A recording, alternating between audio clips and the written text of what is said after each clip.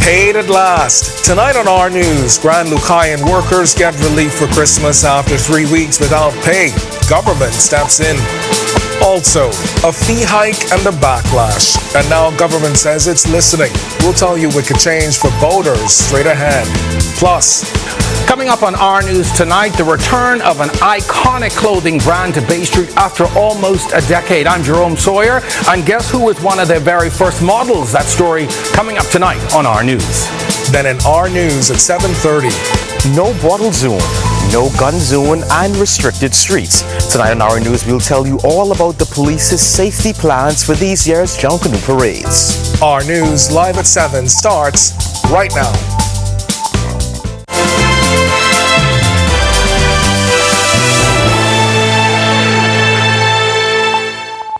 Welcome to our news live at 7. Thanks for joining us tonight. I'm Kendino Knowles.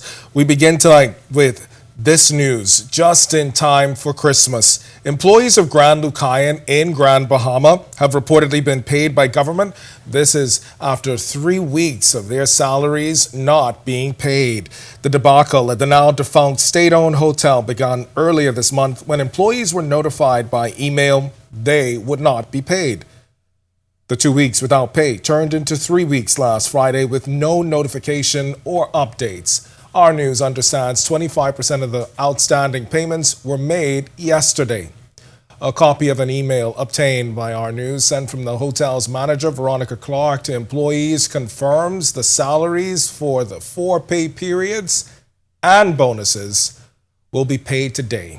Yet there are still mounting concerns at the resort, once the anchor of Grand Bahama's tourism product. Last week, we reported water supplies were disconnected by Grand Bahama Utility Company for non-payment on a bill of over $800,000. Since government announced the sale of the resort to Concord Wilshire real estate development firm in October, there continue to be looming and unanswered questions about the conclusion of the sale, planned demolitions, and timelines to reopening. In responding to the most recent questions about the outstanding employee payments and sale, Prime Minister Philip Davis earlier assured the media that payments would be made and the project remains on schedule. And pushback from boaters and marina operators prompting government to take a second look at its new cruising permit fees. Deputy Prime Minister and Minister of Tourism, Investments and Aviation Chester Cooper confirming the review following complaints from the maritime sector. Under the new structure, vessels under 50 feet now pay $500. Boats between 51 and 100 feet pay $1,000, and vessels over 100 feet pay $3,000 with permits valid for up to 1 year. As concerns mount in the industry, Director of Communications in the Office of the Prime Minister, Latrey Ramming, says government is listening and is now reviewing the policy based on feedback from boaters and marina owners. We have said from the start that this government is going to consult with industry. I know that the Prime Minister would have received some feedback from the maritime or the associations who have been very vocal from the start. Obviously, we understand that we have the government of Bahamas have a vested interest in the economic success of our family islanders, and so the Prime Minister is listening to what he's hearing. He met with his the relevant team from the Ministry of Finance yesterday afternoon to discuss it much more broadly, and so we expect that the Prime Minister will say the position of the government moving forward at some point. In recent weeks, international boaters and local marina operators have turned to social media, blasting the cruising fees hiked in July. Some saying the costs drove them to more fee-friendly countries. Marina operators now report a double-digit drop in business, sparking concerns about the impact on jobs and the maritime economy. In his statement, Cooper said government's focus is protecting the Bahamas' reputation as a boating destination and the livelihoods tied to it. Meanwhile, Ramming adds that reviewing policy after rollout is both necessary and responsible. The purpose of the increase was to really make sure that the Bahamas was benefiting from its marine environment, ensure that the environment was protected. Obviously, there's also a view that whether or not the market right size over a period of time. And so I think it's the right thing for government to do, even when it implements a policy, to be able to review that policy and see the impact of that policy over a short and medium term. Prosecutors say children are responsible for a series of souvenir thefts from stalls at Fort Charlotte Straw Market this month. 3 boys, 2 aged 12 and 1 11, appeared before juvenile court. Magistrate Algernon Allen Jr. presiding alongside their guardians. The older boys are charged with stealing and receiving, while the 11-year-old is accused of receiving. Prosecutors allege the 12-year-olds stole $2,250 worth of goods from a stall on December 5th and then returned on December 17th, making off with another $390 in souvenirs. In court last week, the preteens admitted to the December 17th theft but denied involvement in the December 5th incident, while the younger boy denied entirely the receiving charge. All 3 were granted bail, placed under a 5 p.m. to 7 a.m. curfew, and the matters were adjourned to February 16th. And weeks of public back and forth over who can and cannot use the Valley Boys name continues to stir strong feelings in the Junkanoo community. Earlier this month, National Junkanoo Committee decided to list Brian Adderley's faction as the world-famous 1958 and Trevor Davis's group as the Valley Boys during Nervous Saturday. It's a move that sparked a firestorm. By mid-December, an interim Supreme Court ruling ordered the Registrar General to restore the world-famous Valley Boys to the list of non-profit organizations. That decision cleared the way for Adderley's faction to use Valley Boys in its name. We put the question to NJC Chairman Andrew Pinder. Speaking on the sidelines of a police press conference, Pinder told Our News the NJC is sticking with the name. They will be named in reference to the Brian Adderley faction. They will be named the world-famous 1958 Valley Boys. The world-famous Valley Boys 1958. All right, we've got much more to get to tonight, but for now, it's time for your first look at temperatures. Meteorologist Greg Thompson is standing by in the Weather Center. And Greg, speaking of Junkanoo, we've got what? I think three more days to go? Beautiful weather. Okay, yeah. We should have a good time out there. It's going to be slightly warm, but I was going to say it was really windy last night, yeah, but it was hot. Well, it was like a hot breeze. We got a lot of those clouds cleared out, so we got that full sunshine, and yeah. But so Boxing Day, you're looking at clear skies. Boxing Day may have a few clouds hanging around. There's a weak front that's coming through on Wednesday. We'll tell you later on about that, but not expecting any significant weather. So all right. Nice for Junkanoo this coming Christmas. So get out and enjoy. Good stuff. Outside the studios though, it's very comfortable, 73 degrees with a few clouds, east-northeast winds at 18 miles per hour, still a bit on the breezy side. Feels like temperature is at 72. Temperatures right now around the islands, 71 in Freeport, Grand Bahama, Marsh Harbor, Abaco 72, 75 in Alistown, Bimini, we pick up 74s, Nicholstown, Andros, Great Harbor Key, over in Governor's Harbor, Luthra, 75 in Kemps Bay, as well as in Arthurstown, Cat Island, 77, Black Point, Exuma, Deadman's Key, pair of 76s, Georgetown, Exuma, Port Nelson, Rumkey, 74 in Cuban Townsend, Salvador, and warmer still in the southeast Bahamas, 78, Duncantown, Ragged Island, Colonel Hill, Cricket Island, Delectable Bay, Abrahams Bay, 77, Providenciales, Turks and Caicos Islands, Matthewtown, Inagua, you are the warm spot right now at 80 degrees. Satellite radar composite, we had a frontal boundary that pushed through. That front is really just falling apart across the southeast Bahamas. Turks and Caicos Islands got a couple of isolated showers, maybe even a thunderstorm out of that. You saw that white puff of cloud there. But that high pressure is still in charge. That high continues to dominate our weather. Winds are going to be relaxing some, but the seas are going to be slow. So we're asking you boaters and your beachgoers to exercise extreme caution out there on the waters. That's your first look at weather. Stick with us. Look at your extended forecast. Still to come.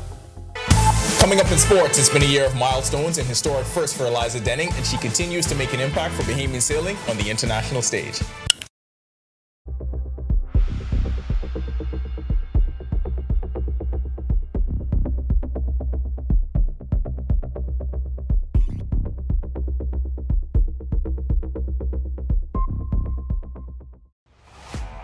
NFL season is back, and Cable Bahamas is bringing the action straight to you. Okay, so let I take it from here. This season, Cable Bahamas is the Bahamas' #1 NFL provider. More games than ever before. With any live fiber infinite bundle, Trio, or Trio Plus, you unlock Thursday Night Football, Sunday Ticket in 4K, and every highlight that matters. Just opt in the Sports X for $5 a month. And don't miss a touchdown. Sign up now. Watch Thursday Night Football exclusively with Rev and the Live Fiber on channel 747 and 748.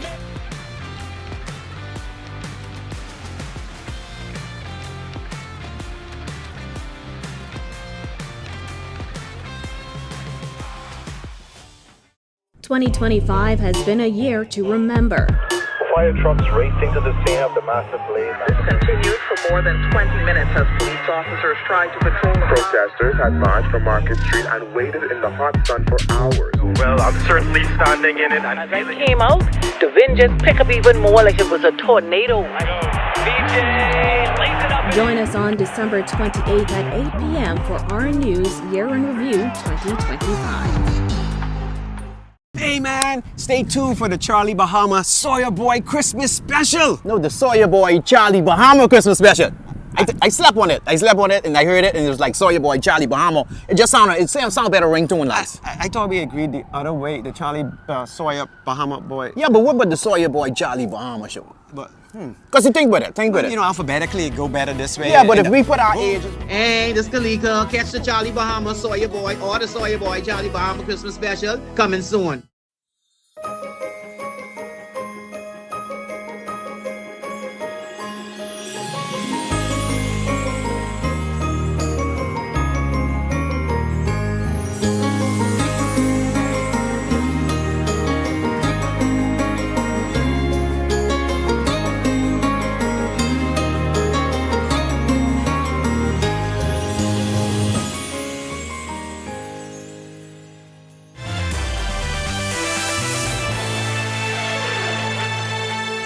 Welcome to Our Sports at 7, presented by 10th year seniors. I'm Ronaldo Dorset. That's Sean Mark Nutt. Let's do show. The Bahamas turned in a historic performance at the 2025 Youth Sailing World Championships. More than 400 of the world's top youth sailors from nearly 70 countries competed last week in Portugal. Representing the Bahamas were top ILCA 6 sailors Eliza Denning and Norman Cartwright Jr. Both competed for a second consecutive year at this event. Denning finished 23rd out of 50 sailors, the best result ever by a Bahamian at the event, and was the top finisher among all Caribbean nations. Cartwright placed 41st out of 57, finishing in the top half of Caribbean competitors. Both sailors have a strong history of international success for the Bahamas, having previously won major regional and youth sailing titles, continuing the country's tradition on the water. Bahamian athletes are making moves on the collegiate track and field scene with major transfers to Power 5 programs. Colony Farrington is headed to the Texas Tech Red Raiders after a stellar run at Southwest Baptist University, where she emerged as one of NCAA Division II's top sprinters. Cassidra Thompson, a junior, has been a key contributor to the Jacksonville University Dolphins and is transferring to Auburn University to compete in the Southeastern Conference.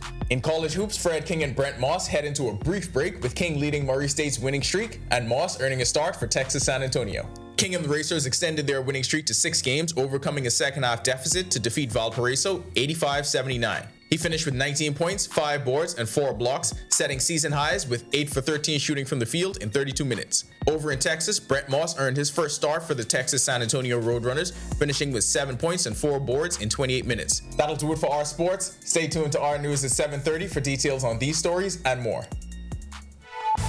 When our news comes back from the break, we turn our spotlight to stories making headlines across the world as 7,500 troops pledged for Haiti. This as the U.S. pushes Haiti's gang crackdown. Plus, a Chinese naval hospital ship docked in Barbados tonight as Beijing steps up its global humanitarian outreach. And Cuba bracing for a dark Christmas, with authorities warning power outages will not ease through the holidays. The story when Our News returns. Hey, you going with me to the store? Solutions lead to real solutions. I am Sergeant 3599 Johnson of the Royal Bahamas Police Force, urging you, let's talk it out, not fight it out.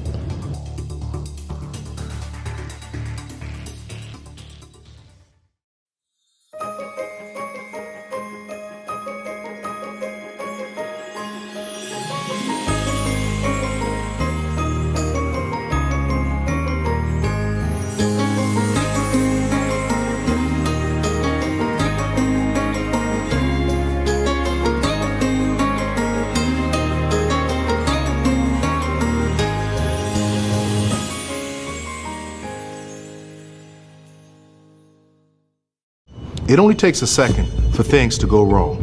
Are you prepared? Don't become a statistic. Follow these simple rules. Leave early, obey road signs, wear seatbelts, invest in hands-free devices, and don't drink and drive. I'm Inspector Gerard Cum of the Royal Bahamas Police Force, reminding you that road safety is no accident.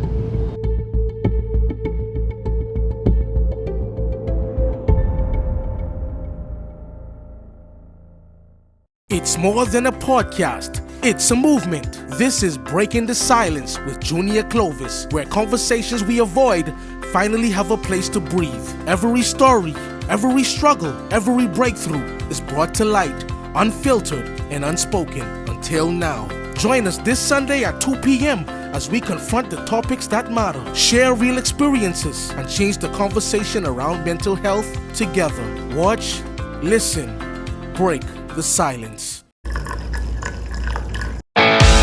In what we do at Best Brew, it really doesn't end when the customer purchases our product. We offer specialty coffee, tea, spices, and brewing equipment. We do a lot of our orders via website. We actually have the mobile service and the phone service and the internet. So having business in a box really kind of brought everything together for us and helps us to be able to provide the customer services that we pride ourselves on. Every week, one show drives the national conversation. On the Record. We challenge the issues, ask the tough questions, and dig deeper. We bring in the experts, the decision makers, and the voices that matter.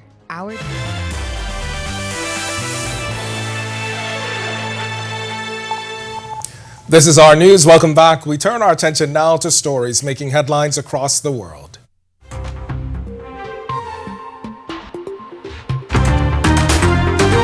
The United States says it has received pledges of up to 7,500 personnel for a new gang suppression force in Haiti. Secretary of State Marco Rubio confirmed the support this week after the United Nations Security Council voted in September to more than double the size of the struggling international mission and formally rebranded. Haiti's capital, Port-au-Prince, now largely controlled by armed gangs, many using illegal U.S.-sourced weapons. The violence has displaced 1.3 million people and driven widespread hunger, with the United Nations Children's Emergency Fund saying children make up about half of gang members. The U.S. and Canada hosted a pledging conference this month, saying 18 countries and groups have offered troops, funding, or technical support. The Kenya-led force first deployed in June 2024, but has struggled to regain control from gangs, some in Washington now labeled terrorist organizations.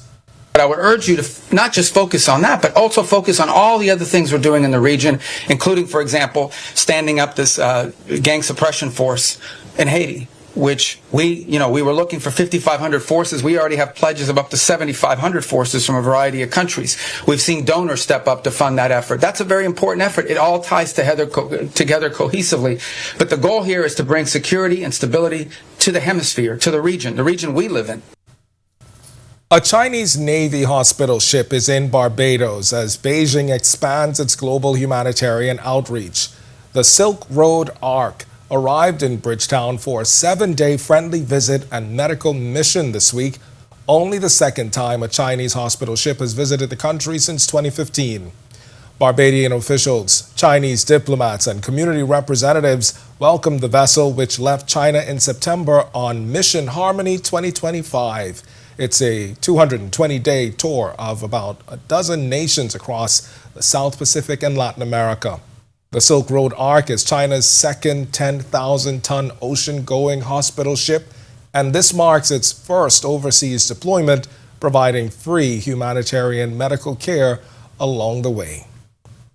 And Cuba bracing for a dark Christmas, with authorities warning that power outages will not ease through the holidays. Officials say fuel shortages and aging infrastructure mean that millions of Cubans could face hours-long blackouts during Christmas Eve dinner and on Christmas Day.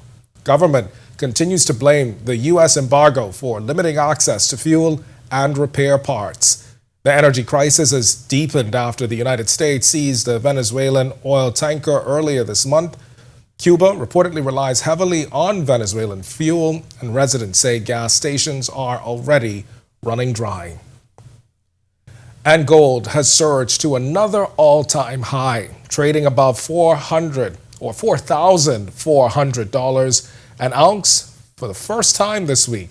Analysts say investors are betting the U.S. Federal Reserve will cut interest rates next year, pushing more money into safe haven assets. Gold is up more than 68% this year, its biggest jump since 1979, driven by geopolitical tensions, Trump's trade policies, and a weaker U.S. dollar. Silver also hit a record, while platinum reached a 17-year high. Central banks around the world are buying more gold to hedge against economic turbulence and reduce reliance on the dollar, while analysts expect U.S. rate cuts again in 2026. Still to come in our news, today in history, find out interesting facts about the day that was December 23rd. Plus, coming up on our news tonight, the return of an iconic clothing brand to Bay Street after almost a decade. I'm Jerome Sawyer, and guess who was one of their very first models? That story coming up tonight on our news. Then in our news at 7:30. No bottle zone, no gun zone, and restricted streets. Tonight on our news, we'll tell you all about the police's safety plans for this year's Junkanoo parades. It's all coming up when our news returns. It's more than a podcast. It's a movement. This is Breaking the Silence with Junior Clovis, where conversations we avoid finally have a place to breathe. Every story, every struggle, every breakthrough is brought to light, unfiltered and unspoken until now. Join us this Sunday at 2 p.m. as we confront the topics that matter, share real experiences, and change the conversation around mental health together. Watch, listen, break the silence. In what we do at Best Brew, it really doesn't end when the customer purchases our product. We offer specialty coffee, tea, spices, and brewing equipment. We do a lot of our orders via website. We actually have the mobile service and the phone service and the internet. So having business in a box really kind of brought everything together for us and helps us to be able to provide the customer services that we pride ourselves on. Every week, one show drives the national conversation. On the Record, we challenge the issues, ask the tough questions, and dig deeper. We bring in the experts, the decision makers, and the voices that matter. Our discussions shape policy, influence change, and inform the public like no other. Join us every Thursday at 8 p.m. and again on Sunday at 8:30 p.m. Catch us streaming live on Facebook or catch up with your favorite episodes on our YouTube channel. The conversations that shape the Bahamas start here, on the Record.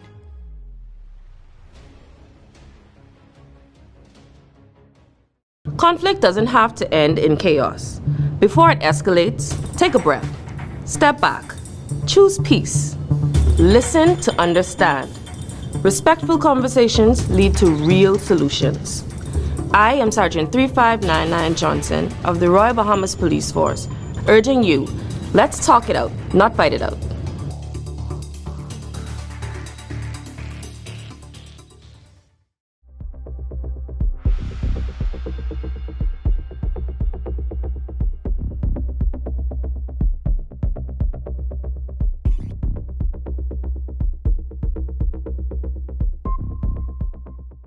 From 2017, one show has set the standard for current affairs in the Bahamas, and that's On the Record, one of the longest running current affairs shows on RTV. We've been the place where newsmakers come to talk. We've sat down with leaders in government, cultural icons, industry leaders, and international experts. From breaking news to in-depth analysis.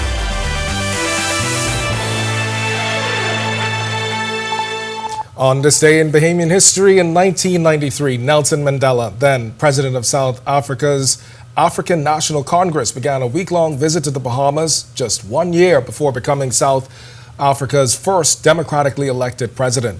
In 2015, the Bahamas' unemployment rate climbed to 14.8%, driven largely by mass layoffs following the bankruptcy of Bahamar. In 2017, a fire damaged St. Matthew's Anglican Church, the oldest standing church in the Bahamas, dating back to 1802. And in 2021, Prime Minister Philip Davis warned of the worst wave of COVID-19, announcing tighter restrictions as cases surged. If you want to learn more about the events that shaped the day that was December 23rd, head over to ournews.bs. And Christmas came early for thousands of residents who spent hours in line for the Fox Foundation annual Christmas drive at Queen Elizabeth Sports Center this week. The event has grown into a holiday tradition, with some residents camping out overnight to secure a spot. By Monday morning, long lines of cars stretched along surrounding roads, all hoping to receive a $75 super value grocery voucher, offering a little relief for the holidays. Those who waited in line were also treated to souse, courtesy of Sheffy's Deli and Grill. Founders Adrian and Adriana Fox stressing the importance of giving back and showing up for those most in need this season. I saw a person there, like they say, from 2 p.m. yesterday. It was shocking, but it also tells a story.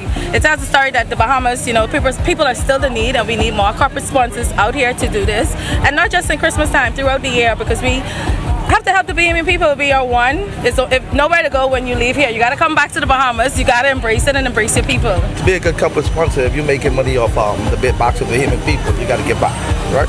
And I feel like I don't look at F&M, PLP, DNA, whatever party. I look at us as being Bahamians and sticking together to help build this country the way it's supposed to be built. And one of the most recognizable brands in the fashion world has returned to downtown Nassau after an absence of about a decade. United Colors of Benetton has reemerged to the Bay Street scene, evoking a bit of nostalgia for many Bahamians, just in time for Christmas, me included, by the way. Our Jerome Sawyer dropped by the new location a few hours before the reopening. The name alone takes many of us down memory lane to a time when Bay Street was the country's fashion mecca, and now it's back. For men and women.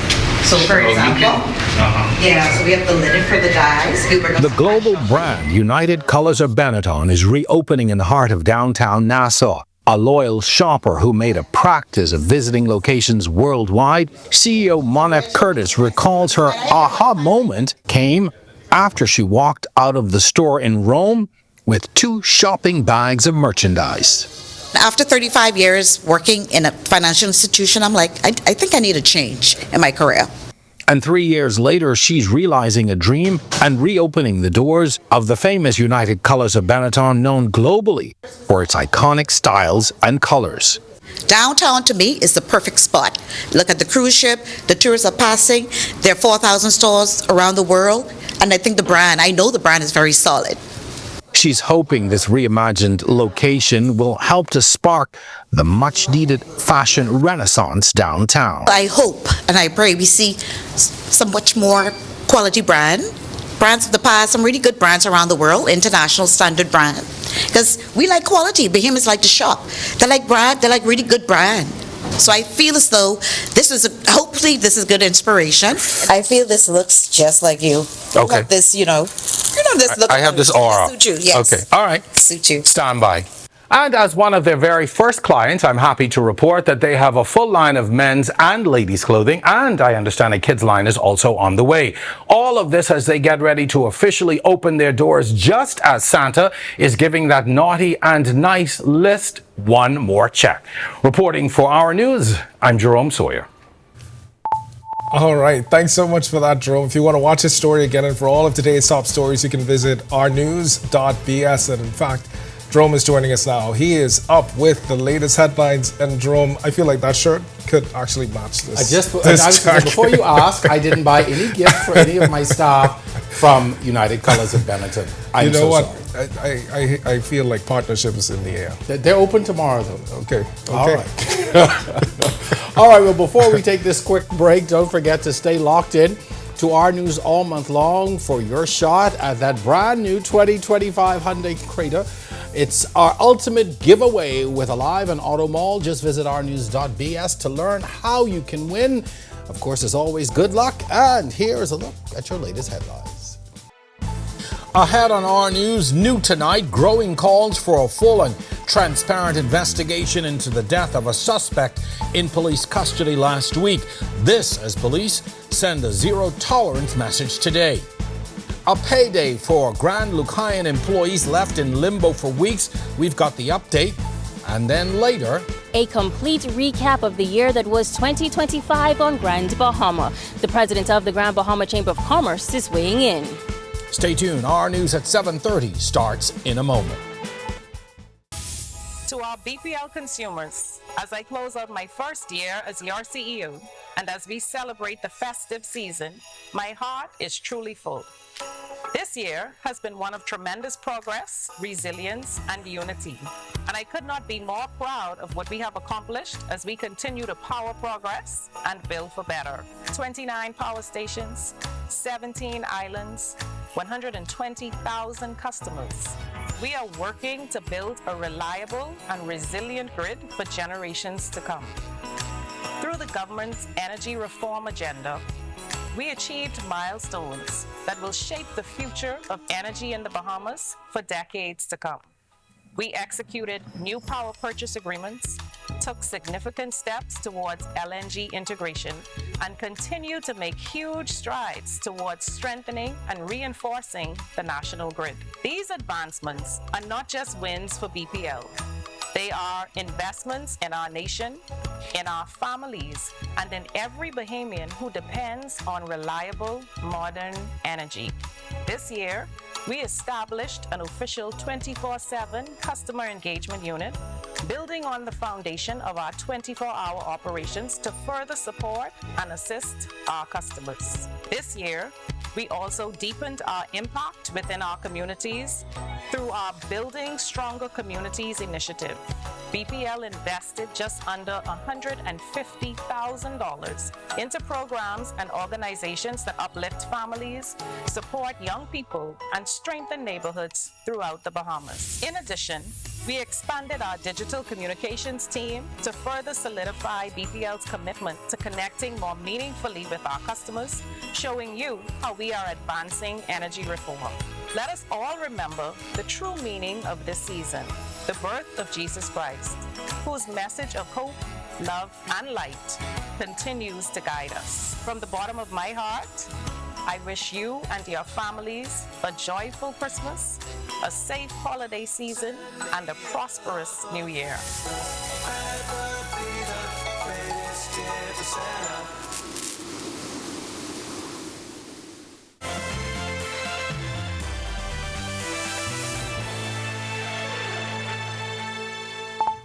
Hello, everyone, and welcome to our news at 7:30. Thank you so much for joining us. I'm Jerome Sawyer in for Italia Hall tonight, and we begin with more on this story of the suspect who died in police custody and the growing chorus of calls for a thorough investigation. Last Thursday's death of 35-year-old Ishiko Pratt at the Fox Hill station gaining national attention after it was reported by police that he died while being escorted from a cell block to court to face burglary charges. This is when police say he resisted and they had to subdue him shortly after EMS personnel pronounced him dead on the scene. Now, the story and police's response continues to draw outrage and calls for justice. Today, attorney Mark Rold-Simonet telling reporters, while it's important not to jump to conclusions, police ought to be careful how they handle this investigation. One wonders, what is the standard operating procedure in police stations when persons are taken into custody, allegedly defy police orders to leave their cells? That is one way of determining what is reasonable conduct by the police. We ask for a total examination of all the circumstances in this case to determine whether or not the conduct of the police in this instance was reasonable and necessary. When questioned by reporters yesterday, National Security Minister Wayne Munro wouldn't get into the particulars of this case. He did say, though, that the entire matter was caught on camera. Attorney Simonet is calling for that footage to be released. I think the family can do so. The question would be whether the police or the investigating authorities be prepared at this stage to release the footage. But at some stage it must be released because the coroner would require it. Well, if you're having second thoughts about this year's Junkanoo parades because of perceived security issues, police have a game plan in place dealing with everything from road closures to tight security sweeps, screenings and saturated patrols. Our Joshua Williams picks up from here. Junkanoo is days away, and police say they'll be stepping up their presence to ensure the safety of attendees. It's more than 8,000 people that will attend the Boxing Day parade that's slated for Christmas night. With it comes the need for heightened security. Senior Assistant Commissioner of Police Roberto Goodman says there are certain rules everyone needs to follow. Persons who are coming to the parade to ensure they do not have any sharp instruments with them, because all of the arteries will be monitored. They will be monitored by scanners, so on entering into the parade zone, you will have to go through a scanner. Police say the event will also be a no-bottle zone, and with these large parades come street closures. The entire Shirley Street from Elizabeth Avenue all the way to Navy Lion Road, that will be a sterile area for the parade. Similarly, the Bay Street area from Elizabeth Avenue also to Navy Lion Road will be sterile as we have the parade going on then. And then, of course, Prince George Wharf to the very north, and that is bordered by the sea. That will also be sterile. And with all of these measures, police say they're taking a no-nonsense approach to these year's parades. The Royal Bahamas Police Force will maintain a zero-tolerance approach to criminal behavior, violence, illegal weapons, and disorderly conduct.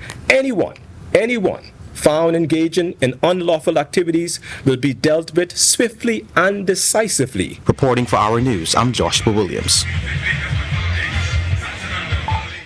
A 16-year-old boy accused of a carjacking at gunpoint is behind bars tonight. The crime happening on December 20th when the teen allegedly took a 2013 Nissan Cube from Andre Alice. During his arraignment before Magistrate Algernon Allen Jr., the accused did not have to enter a plea to the charge. Bail was denied, and he will remain on remand until April 7th when he receives the voluntary bill of indictment papers, fast-tracking that case over to the Supreme Court. It's a much-needed Christmas relief for employees of the Grand Lucayan Resort who've now received their outstanding wages just days before the holiday. The payments bring an end to weeks of worry for workers on Grand Bahama, many of whom had been left in limbo as concerns grew over these unpaid salaries. The trouble at the now defunct state-owned resort started earlier this month after employees were told by email they wouldn't be paid. What was supposed to be a 2-week delay quietly turned into 3 weeks last Friday with no updates and no clear answers. Our News understands that 25% of the outstanding payments were made yesterday, offering some relief for employees and their families as Christmas approaches. Confirming the update today was the communications director in the office of the Prime Minister, Latrey Ramming. The government of the Bahamas, along with its partners from the Grand Lucayan Hotel, was able to resolve the matter of the staff of Grand Lucayan not being paid. The government's happy that we were able to resolve that heading into the Christmas holidays. I know that there's some widespread concern by industry stakeholders and the public in general, particularly the people of Grand Bahama.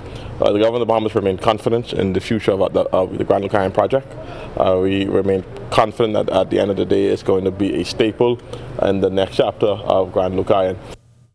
Well, since government announced the sale of the resort to the Concord Wilshire real estate development firm in October, there continues to be looming and unanswered questions about the conclusion of the sale, planned demolitions and timelines to reopening.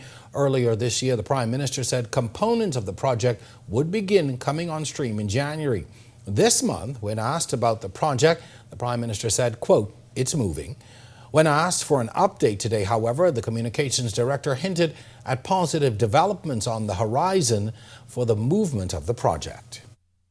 I know that there's a lot of questions as to the future of the project and the details and the progress of what the project is. The Prime Minister is expected to give a national address in the new year, where he's going to give a much more broader and comprehensive analysis as to where the project is and how it fits into the government wider strategy. I think I can say that the project itself is going through the relevant government approvals. Of course, there's some aspects of it that require a sign off. So I know that they are working with the Bahamas Investment Authority to ensure that they're able to move smoothly in accessing those relevant approvals moving into the next year. Well, as so many rush to make those final preparations, they are doing so in the comfort of cooler temperatures. Will they last? Meteorologist Greg Thompson is standing by in the Weather Center with a glimpse into what's happening outside. And certainly, Greg, what's in the crystal ball for Christmas? Lovely weather. Slightly warmer during the days, but the nighttime temperatures will be in the 70s. So this is going to be Jonquil weather. So get out and enjoy. It's also very comfortable outside our studios right now, 73 degrees, and that ranges from the low 70s across the northern islands to the upper 70s, southeastern islands. East winds, 18 miles per hour, a little bit of a breeze, feels like temperature is at 72. Very weak frontal boundary across the southeast Bahamas, Turks and Caicos Islands getting a couple of isolated showers with that boundary, but that will continue to dissipate. High pressure behind it dominating our weather, still a bit on the breezy side. Winds will begin to fall off, but the seas will be slow, so we're asking you boaters and you beachgoers to continue to exercise caution if you have those plans. That's a quick check on conditions around the islands. Stick with us. A look at your extended forecast still to come. And still to come on Our News, the acclaimed Our News Grand Bahama series is back. A complete recap of the year that was 2025 on Grand Bahama. The president of the Grand Bahama Chamber of Commerce is weighing in.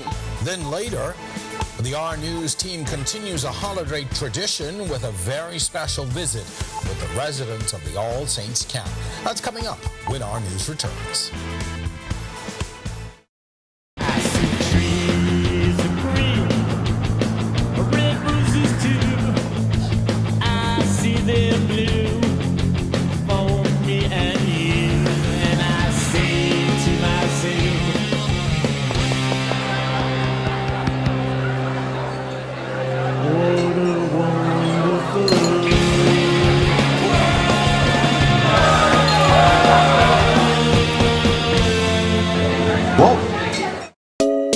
Family, how you look so down? Set up all cold and flu, could flip that frown. All the coughing and that running nose cannot last. You must come back to work and class. Set up all can deal with that fast, yeah. Try set up all cold and flu, daytime and nighttime too. Try Cetamol, cold and flu, and get back to the better you. Available at pharmacies nationwide. Distributed by Lowe's Wholesale Drug Agencies Limited. Tired of weak, over-the-counter bug sprays? Step up your pest control game with professional-grade products from the Struckham Shop.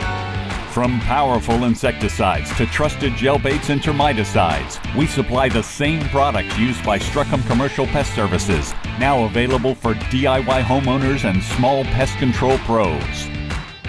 Whether you're protecting your home or building your business, get the edge with the Struckham Shop.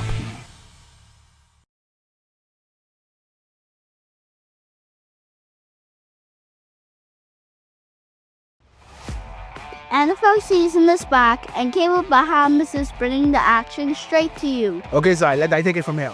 This season, Cable Bahamas is the Bahamas' #1 NFL provider. More games than ever before. With any live fiber infinite bundle, Trio or Trio Plus, you unlock Thursday Night Football, Sunday Ticket in 4K, and every highlight that matters.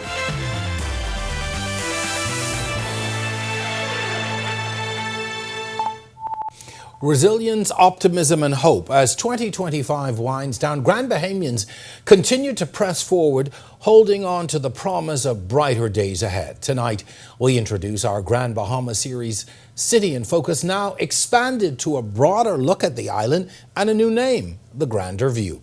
In the first installment, our Megan Shepherd examines the year that was 2025 through the lens of the Grand Bahama Chamber of Commerce. All eyes were on the island of Grand Bahama this year as many residents continue to hold on to hope to multiple promised projects, from multi-million-dollar investments to the reopening of the Grand Lucayan Resort and the redevelopment of the Grand Bahama International Airport. President of the Grand Bahama Chamber of Commerce, Dylan Knowles, is recapping what worked and what's still in the works. Maritime, cruise, tourism, and so we're quite hopeful that they will eventually all come to fruition and that they will have a significant impact. Knowles confirms that at this point, Carnival Celebration Key project is the only one to have materialized. However, he says several other projects are in motion, particularly in the Freeport Harbor area. The harbor is still talking very much about being near to completing a deal on the cruise port in the harbor itself with one or another or all of the cruise lines. I'm not sure exactly which one at the moment. That also is a multi-$100 million project. And the container port has a $100 million project on basically replacing equipment in the container port, which will allow it to increase its resourcing, its human resourcing back up to the former days. But when it comes to the country's #1 industry and one of Grand Bahama's longest running concerns, Knowles says residents are still waiting and watching with bated breath for clarity on the future of the Grand Lucayan Resort. And its accompanying marina and marketplace development, which is a separate owner but part of the same collaboration. They also, I understand, have signed their deal, but they need to negotiate their terms of heads of agreement with the government.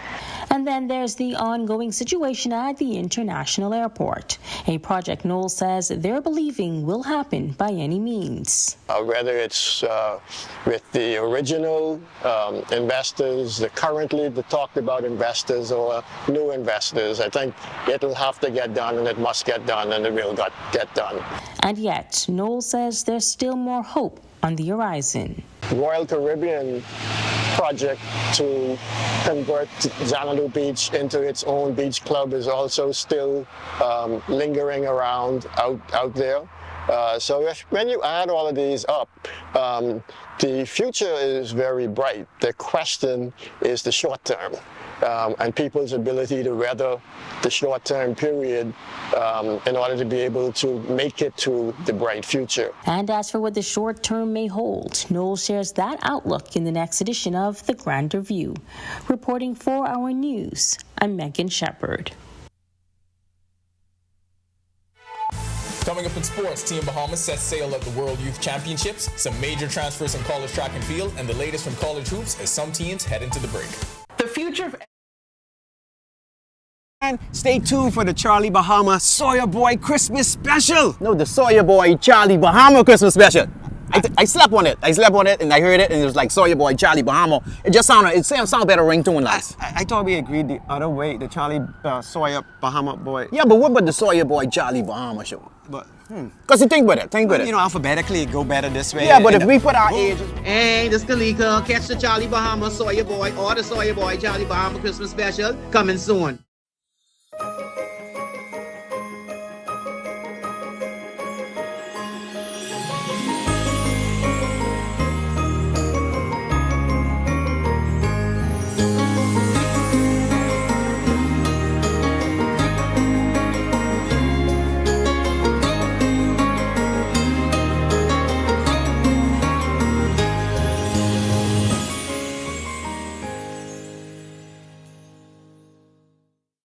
It only takes a second for things to go wrong. Are you prepared? Don't become a statistic.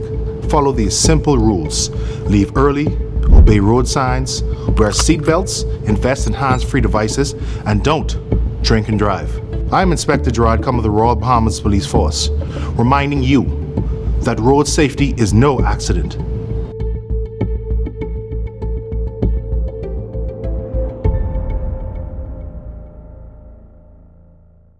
It's more than a podcast. It's a movement. This is Breaking the Silence with Junior Clovis, where conversations we avoid finally have a place to breathe. Every story, every struggle, every breakthrough is brought to light, unfiltered and unspoken until now. Join us this Sunday at 2 p.m. as we confront the topics that matter, share real experiences, and change the conversation around mental health together. Watch, listen, break.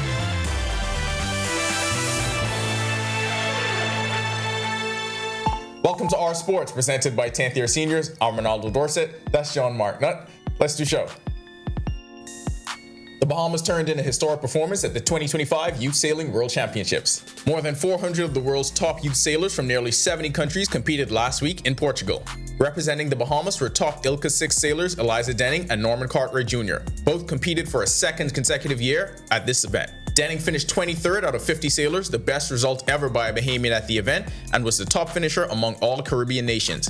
Also a Junior Pan Am Games gold medalist, she finished ahead of competitors from major sailing powerhouses like the United States, Great Britain, Canada, and Mexico. Cartwright placed 41st out of 57, finishing in the top half of Caribbean competitors.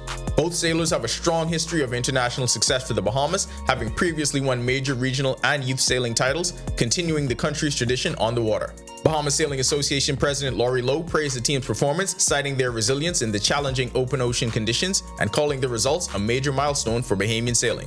Bahamian athletes are making moves on the collegiate track and field scene with major transfers to Power 5 programs. Colony Farrington is headed to the Texas Tech Red Raiders after a stellar run at Southwest Baptist University, where she emerged as one of NCAA Division II's top sprinters. Farrington captured the NCAA Division II title in the 400 meters, clocking 51.63 seconds at the national championship in Pueblo, Colorado, and added a runner-up finish in the 200 meters with a personal best of 22.83 seconds. She also earned 5 All-American honors, won multiple GLVC event titles, secured USTFCCCA Midwest Regional Athlete of the Year, and set numerous school records during her time with the Bearcats. Cassidra Thompson, a junior, has been a key contributor to the Jacksonville University Dolphins and is transferring to Auburn University to compete in the Southeastern Conference. At Jacksonville, she posted a personal best 400-meter time of 52.81 seconds. She was also named ASUN Track Performer of the Week for her outstanding results during the season. In college hoops, Fred King and Brent Moss head into a brief break, with King leading Murray State's winning streak and Moss earning a start for Texas San Antonio. King and the Racers extended their winning streak to 6 games, overcoming a second-half deficit to defeat Valparaiso 85-79. He finished with 19 points, 5 boards, and 4 blocks, setting season highs with 8 for 13 shooting from the field in 32 minutes. The Racers improved to 10-3 overall, 2-0 in Missouri Valley Conference play, and claimed their first road win in MVC competition before the Christmas break. Over in Texas, Brent Moss earned his first start for the Texas San Antonio Roadrunners, finishing with 7 points and 4 boards in 28 minutes. Despite his efforts, UTSA fell 71-68 to Seattle. They opened American Conference play on New Year's Eve at Florida Atlantic with a 4-8 record. That'll do it for our sports. This is 10YS. Okay, so we got the 10YS Employee Awards tonight. You think you're getting anything? Yeah, not having to sit through traffic. Okay, good award. But we should give Megan something, though, because she didn't get anything anywhere else. Back to the studio. And still to come on our news tonight, will these cooler temperatures hold into Christmas Day? Greg is back with your extended weather forecast. And then the Our News team giving the residents at the All Saints camp a bit of Christmas cheer again this year. That's coming up when Our News returns. The dangers are escalating. Vaping liquid marijuana is on the rise, damaging lungs and increasing stroke risk. And a deadly new trend, lean, cough syrup, soda, and candy, a lethal combination that can cause seizures and even death. Possession means arrest and prosecution. I am Corporal 2641 Rory Fox of the Royal Bahamas Police Force. Protect your loved ones. Learn more by visiting our website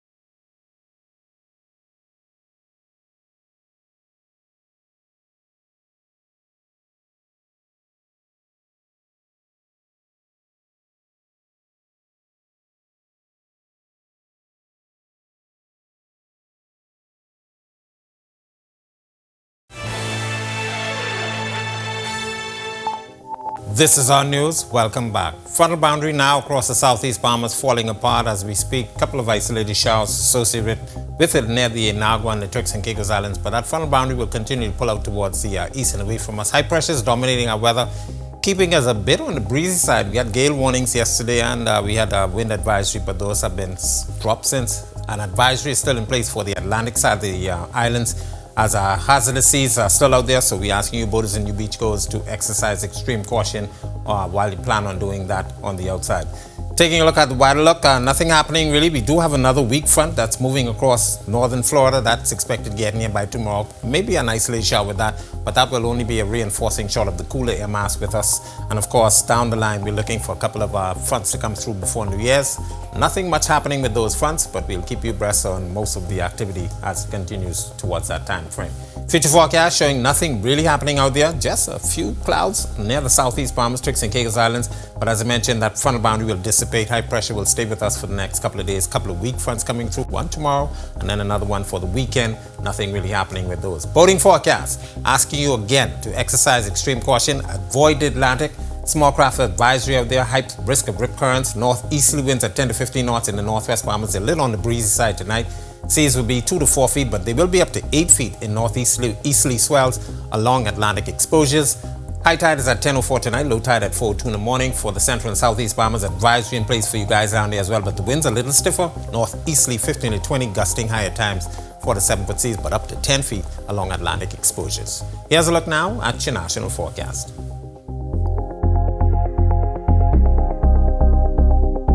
The extended forecast, just lovely weather extending through the time frame. Of course, Thursday being Christmas, make sure you get out and celebrate. Of course, temperatures will stay in the 70s, but we start a slight warm up for the weekend, and then another front coming through for the early part of next week, and then we take another bit of a dip.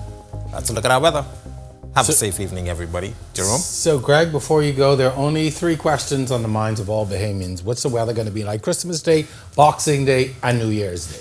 Christmas Day, temperatures will be near the 80-degree mark. Nighttime temperatures in the low to mid-70s. Should be a nice day. Boxing Day, Junkanoo, nice evening. Temperatures will be in the 70s. And may have a bit of a slight cooling temperature as we don't have much of clouds around. And then, of course, New Year's. It looks as though another front may be coming during that time frame. So you may get to wear your warm things. Yeah. Out to Junkanoo. Yeah. All right, good weather. That's good news. Thanks a lot, Greg. I appreciate you as always. Well, Christmas is a time for giving, but for some in our community, it's also a time when need is felt the most.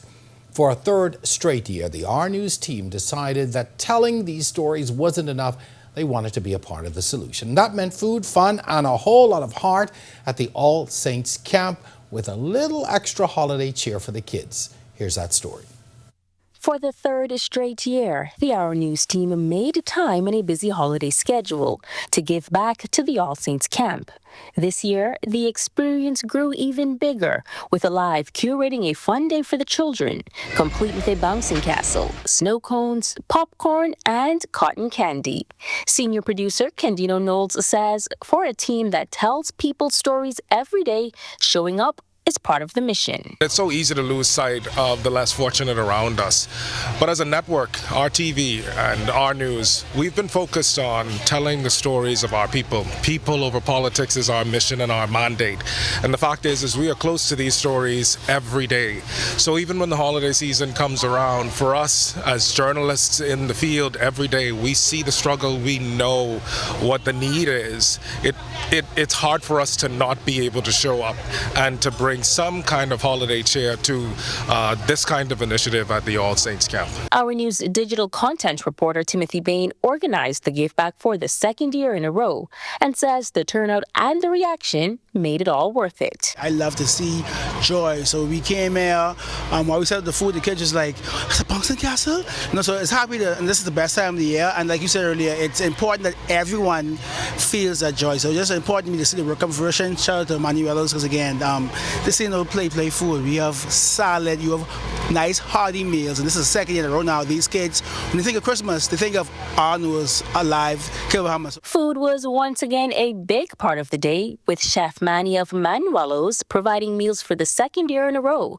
He says giving back through food is at the heart of what they do. Certainly over the course of the existence of Manuelos, we've been trying to assist in our community because we know that we can provide an essential product like food, and it really makes it much more joyful for us when we can impact certain communities like these with wonderful, tasty meals. Camp Administration Assistant Keishla Forbes thanked the Our News team for the continued support, while also sharing some of the daily realities the camp faces. Our goal is to take care of people with HIV/AIDS, and even so people that were placed here that probably did not have a place to be at the time. We have approximately 35 adults here and 30 kids. So feeding them is our main goal. We try to provide breakfast, lunch, and dinner, but sometimes that can be a challenge with not having enough grocery and not having enough support. So year-round, if and when you feel like you want to donate, grocery would always be our most important need. In addition to food and fun, the Our News team also purchased board games for the children, helping to complete another successful Christmas gift back and a reminder that sometimes showing up means the most. Reporting for Our News, I'm Megan Shepard. And a huge thank you to my team for getting out there and taking on this initiative. Thank you so very much. I know every year the kids and the residents out there appreciate it. And to you who are watching at home, if you just want to help, like you heard the administrator say, that just grocery is needed all the time. So thank you so very much. And thank you for joining us tonight here on Our News. On behalf of the entire team, I'm Jerome Sawyer. We'll see you right back here tomorrow night. Until then, you have yourself a wonderful evening.